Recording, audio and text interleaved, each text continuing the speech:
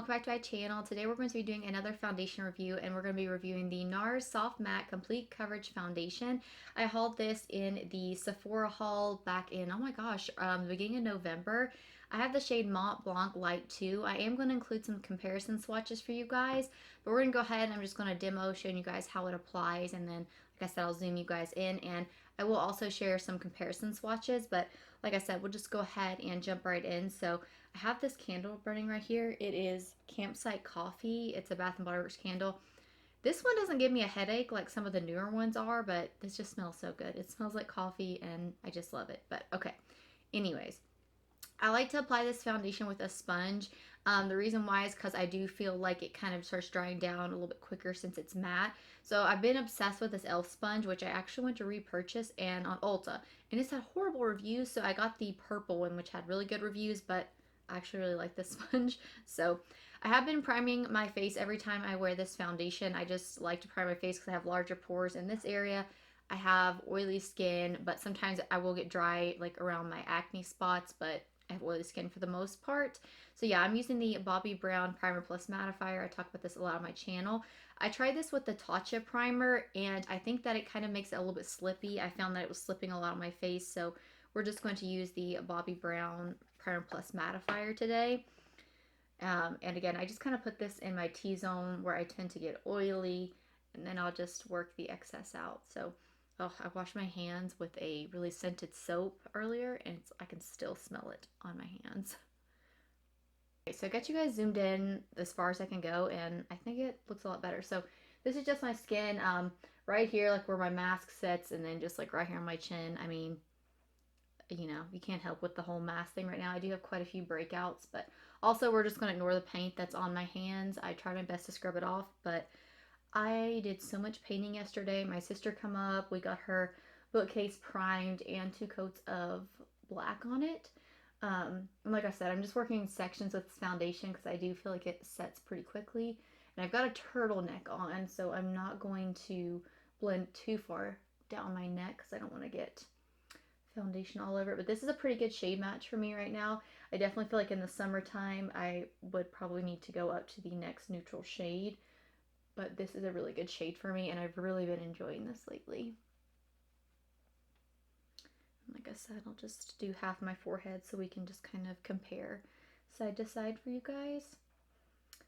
But yeah, like I said, I prefer this with a sponge. I prefer most foundations with a sponge. I just feel like I get a better application. So, all right. So this, of course, is the side that has the foundation. That's just one thin layer. I am going to build it up for you guys, but usually I only build this foundation up in certain areas, and then this is the side with no foundation. So, all right, we're just going to go ahead and do the next half. And I did have a little bit left on my hand. I would say that was probably about like a pump and a half that I squeezed out onto my hand.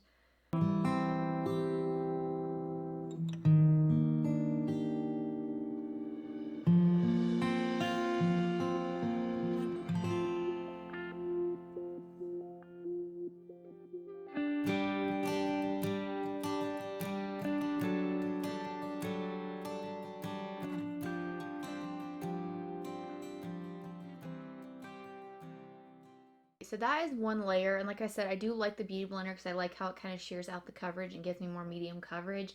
I actually prefer that a lot more because I don't mind a little bit of my imperfections showing through, because I do think it kind of makes the foundation and the base look a little more natural. But I do have some more on my hand right here, so I'm just going to take this up and just kind of build it up along here where on my cheeks and stuff, where of course because of the mask and stuff. But my breakouts definitely hasn't been as bad with the mask since I've been spraying my face with setting spray for probably like the last few months, but they're still there. But yeah, so it does build up really nicely. I don't have any issues with it building up with a sponge, at least. I have used this with a brush and I really don't like it. I just feel like it doesn't blend into the skin as nicely, but I'm not a huge fan of brushes to begin with, so I'm definitely more of a sponge kind of girl. But yeah, so this is what the foundation looks like. Again, I think it just looks really pretty. I think it gives me a pretty nice flawless base. So what I'm going to do is I'm going to complete the rest of the makeup, and then like I said, I'll share with you guys the comparison swatches and just tell you guys how this has been wearing on my skin throughout the day. But yeah, I'll finish up my makeup and then I'll be right back. Alright guys, so I have the rest of my makeup on. I'll just give you a rundown of what's on my face just really quick. On my lids, I've got the Too Faced Melted Matte and Cool Girl. And then underneath my eyes for concealer, I mixed two, and I really like these together. It's the Makeup Forever Matte Skin in 2.1, and the Giorgio Armani Power Fabric Concealer in shade 2. Too dark, too light, mix them together, and it looks really good. To set all of that, I use my Viseart powder that I've talked about for years. I love this powder. It's hands down my favorite for underneath the eyes. And then to bronze my skin, I use the Pure Bronzing Act in Matte Bronzer Light. Really, really gorgeous bronzer. Smells like chocolate, just really, really good. And then for blush, I use this Cover FX, what are these called? Monochromatic Blush Duo. It's like a matte and a shimmer. I put the matte shade on first, and then I went over top with the shimmer more towards my highlight.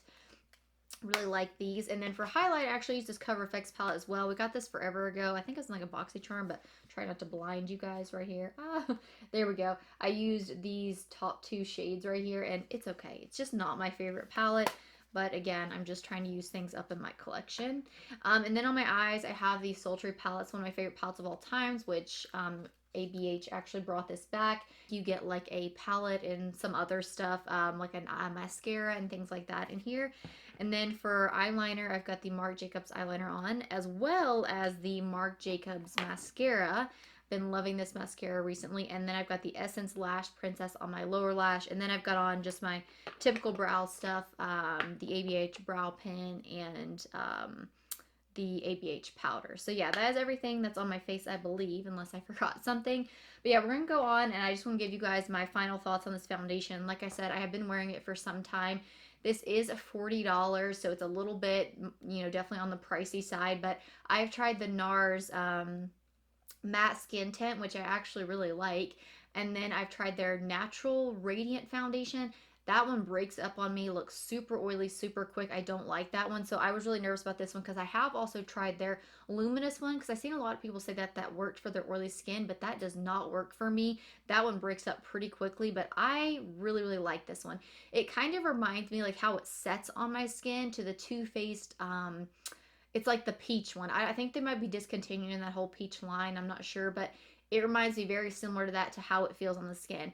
For this to give such great coverage, I would definitely say it gives you medium to buildable full coverage. It feels so lightweight, which is one of the reasons that I've been gravitating towards it a lot more, because I feel like, of course, a lot of people are struggling with acne because of their masks and stuff right now. So I feel like I'm gravitating a lot more towards a full coverage foundation, but one that feels very lightweight. Like, I don't feel this on my skin throughout the day. Honestly, sometimes I forget I even have it on, which is one of the reasons I really, really like it. Um, I usually start getting oily right here in my T-zone. I still get slightly oily, but no more than other matte foundations.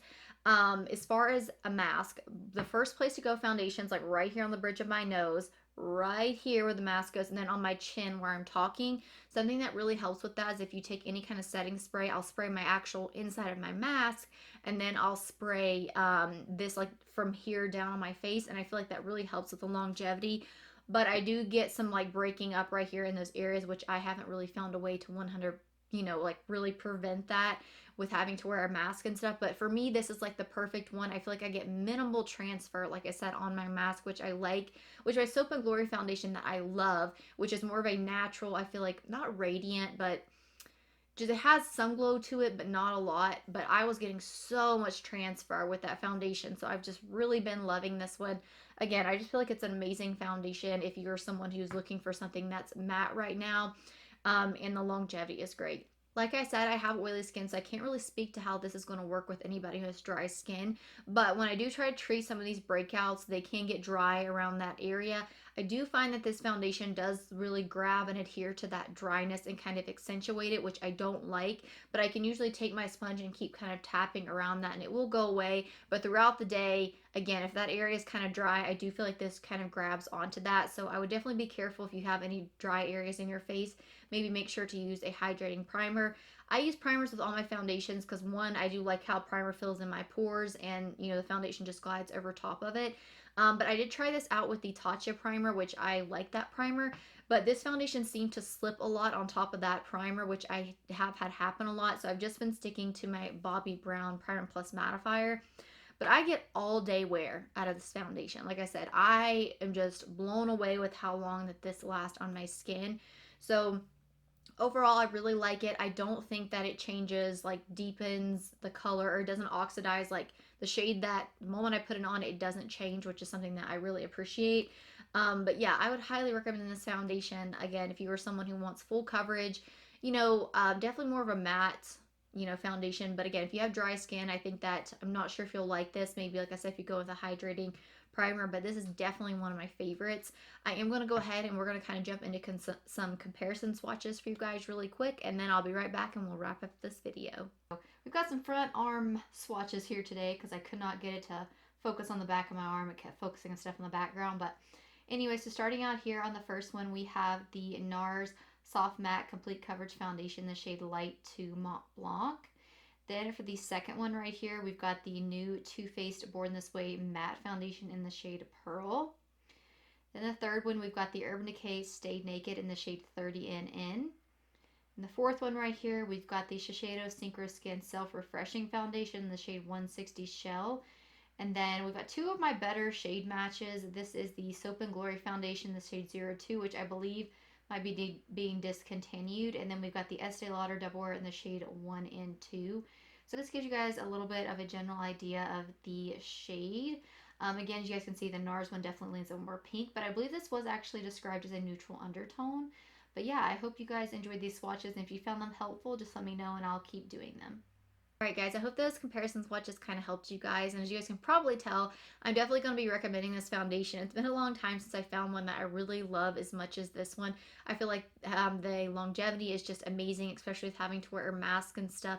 Again, the only issue, like I said, I really have is how it does kind of grab onto dryness. That is something to note, but it doesn't, like I said, oxidize. The coverage is amazing. It doesn't sink into my fine lines throughout the day. It's just all around a really great foundation. So if there's any other foundations you guys would like for me to review, just let me know. And as always, thank you guys so much for watching.